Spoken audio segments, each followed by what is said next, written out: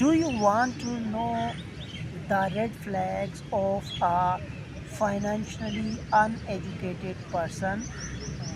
If so, please come closer and listen me carefully. These kind of people have the following traits. 1. Impulse buyer. 2.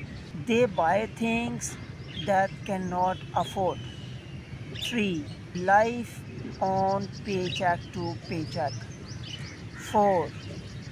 Borrow money. 5.